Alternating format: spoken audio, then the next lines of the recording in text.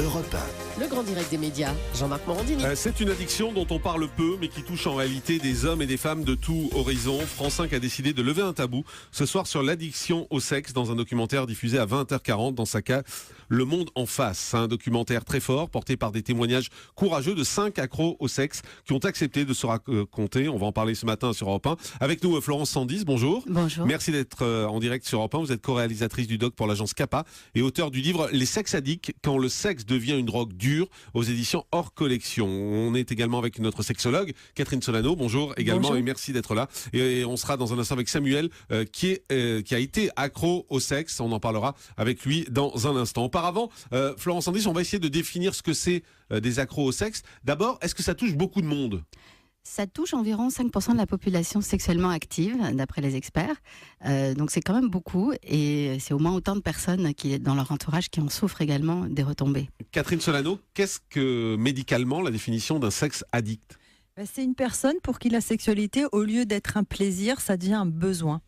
Je dirais un besoin irrépressible, et du coup ça fait comme dans une drogue, il y a une accoutumance, une montée des besoins, et ça va très loin parfois jusqu'aux tentatives de suicide ou aux graves dépressions. Mais à quel moment on est sexe addict ? Moi je dirais c'est quand on ressent que le sexe n'est plus un plaisir mais un besoin, c'est-à-dire que on n'est plus dans l'échange avec une personne humaine, on est dans la consommation. D'ailleurs, dans le reportage, on le voit très bien, la consommation de l'autre, et c'est plus une rencontre. Florence Sandis, c'est vrai que c'est compliqué quand même de savoir quand on est accro au sexe et quand on aime juste ça. Une définition, ça serait peut-être quand on a perdu la liberté de s'abstenir. Voilà. C'est-à-dire, tant qu'on y va, c'est très bien d'être libertaire, on n'apporte aucun jugement. Les gens qui sont hypersexuels, ils ne se sont pas addicts. On est addict quand réellement on n'arrive plus à maîtriser sa consommation de sexe. C'est intéressant, cette notion d'hypersexuel et de sexe addict, c'est deux choses différentes. C'est deux choses totalement différentes. Et un hypersexuel, c'est quoi ? Un hypersexuel, c'est quelqu'un qui a une grande sexualité, voilà. Mais un addict, c'est quelqu'un qui, même quand il ne voudrait pas aller dans une relation, il y va quand même. Il répète tout le temps, c'est plus fort qu'eux. Voilà, ils ont l'impression d'être dans une prison, d'être coincés. Catherine Solano. Oui, j'ajouterais, c'est quelqu'un qui souffre aussi, parce que quelqu'un qui est hypersexuel, il est joyeux dans sa sexualité. Quelqu'un qui est addict, il est malheureux dans sa sexualité. Tout à fait. Est-ce que c'est facile de trouver des témoins pour un sujet comme celui-là ? Non, c'est pas facile, évidemment, puisque c'est encore un des grands tabous. Les gens en ont honte, ils se sentent incompris, ou on se moque d'eux, ou on pense que c'est des dangereux pervers. Donc c'est très difficile pour eux de parler, mais justement, Samuel, en fait, avait réagi à mon bouquin, quand j'avais écrit un bouquin sur les sex addicts. Il m'avait dit, si un jour vous faites un film, j'aimerais participer, parce que lui, il s'est rendu compte à quel point c'était important de libérer la parole.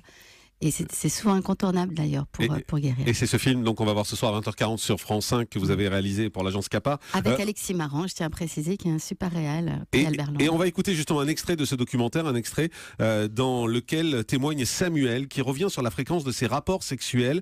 Vous allez comprendre à quel point il était accro au sexe, et juste après on sera en direct avec Samuel. D'abord on écoute son témoignage dans le reportage.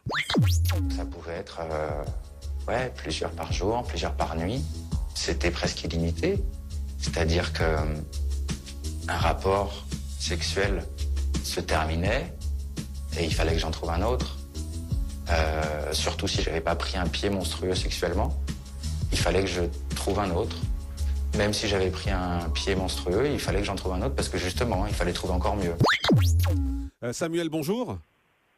Bonjour. Merci beaucoup d'être en direct avec nous sur Europe 1. Alors c'est vrai, quand on vous écoute et on vous entend parler dans ce reportage, on a vraiment le sentiment qu'on est sur une addiction, qu'on est sur une drogue, et que l'envie pour vous était d'aller toujours plus loin. Ah bah oui, l'envie,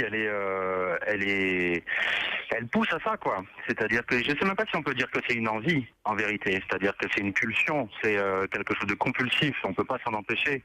Et ça se répète inlassablement, et on n'arrive pas à s'empêcher d'agir, en fait. Et c'est quelque chose qui est apparu chez vous à l'adolescence ou qui est venu plus tard ? J'ai l'impression que c'est arrivé très tôt pour moi. Je dirais même un peu avant l'adolescence. Et vous l'avez vécu comment ? Parce que quand on est ado, on peut se dire finalement c'est une découverte, et c'est assez normal d'être... Oui, voilà. Au début, c'était comme ça que je l'imaginais. C'était du plaisir au début. Au début, c'était du plaisir, et c'est au fur et à mesure, quand on se sent de plus en plus enfermé à l'intérieur de ces agissements qu'on n'arrive pas à maîtriser, à contrôler, et qu'on se rend compte qu'il y a un vrai problème. C'était important pour vous de témoigner à visage découvert ce soir dans le reportage. Pour quelle raison ? Ouais, parce que je pense qu'il y a un gros tabou sur cette pathologie. Et qu'il faut que ce tabou cesse de plus en plus. J'espère que grâce au film, on aura en France de plus en plus de lieux de soins, on aura un meilleur accueil pour des gens qui souffrent de ce problème-là. Et voilà, c'était ça mon but, moi. Samuel, alors je précise qu'aujourd'hui vous êtes en voie de guérison. Vous avez quitté Paris, justement, c'est une façon pour vous de vous soigner. Et vous êtes allé vivre sur l'île de la Réunion, où se trouve votre sœur. Et c'est pour ça qu'il y a un petit décalage dans le son quand on se parle, parce que vous êtes sur l'île de la Réunion. Et là-bas, vous êtes moins tenté par le sexe ? Oui, je suis moins tenté parce que je pense que les grandes villes, que ce soit Paris ou à mon avis toutes les grandes villes, les capitales, elles ont maintenant une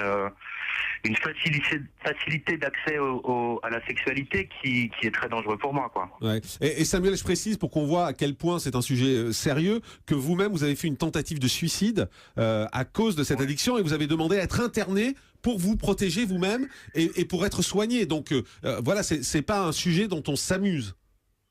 Ah non, c'est vraiment pas quelque chose de drôle.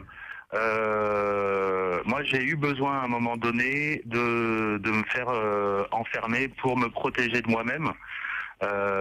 Avec mon addiction au sexe, il y avait de la consommation de produits stupéfiants. Ah oui. Et quelque part, c'est ça qui m'a permis d'être hospitalisé. Je pense que sans une addiction à la drogue, ça aurait été plus compliqué pour l'hôpital où j'étais soigné de m'interner.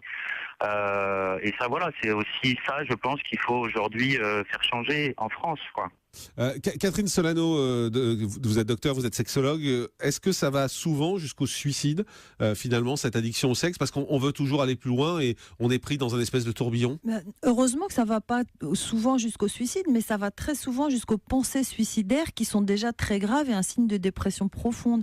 Et on voit bien que Samuel, ce que j'entends, c'est qu'il se sentait dans une prison, quoi. Un peu, j'imagine, vous savez, les hamsters qui tournent dans leur roue et qui se disent « je ne sais pas comment sortir ». On a l'impression que c'est impossible de sortir de ça sans aide. Ouais. La question qu'on se pose, Florence Sandy, c'est de dire est-ce que ça touche pas plus les hommes que les femmes ? Oui, ça touche plus les hommes que les femmes, mais il y en a quand même une personne sur 5 qui est une femme chez les sex-addicts. Alors on va écouter des témoignages qu'on va voir ce soir chez vous, un extrait dans lequel on entend Élodie, c'est la seule femme à avoir accepté de témoigner dans le film, et elle raconte avec précision les sensations provoquées par son addiction. Ces crampes qui t'assaillent et tu sens que c'est parce que tu as besoin d'être pénétré, et c'est tout sauf du plaisir, c'est du dégoût. Parce que, pour ma part en tout cas, dès lors que l'acte est passé, je me sens mal, très mal. Une vraie descente aux enfers. Et le manque se crée et il faut recommencer. Encore et encore. Et le fait de ne pas être rassasié, de se dire qu'il pourrait y avoir une tribu entière qui nous passerait dessus et ça ne satisfait toujours pas. C'est fort son témoignage. Très très fort. D'ailleurs, je dois vraiment remercier les témoins pour leur courage et pour leur sincérité. Je crois que c'est la première fois à la télévision qu'on entend ce genre de témoignage. Et vraiment, ils ont été formidables. Quand on entend ces témoignages, quand on regarde votre reportage, on pense forcément à DSK. Est-ce que c'était un sex addict ? Il semble. Oui, puisque ses pulsions étaient plus fortes que tout, même s'il se savait surveiller. En fait, on se rend compte chez les sex addicts qu'ils sacrifient tout à leur addiction, leur travail, leur famille, leur vie sociale. C'est plus fort qu'eux. Même s'ils savent qu'ils vont dans le mur, c'est plus fort qu'eux. Catherine Solano, vous êtes d'accord ?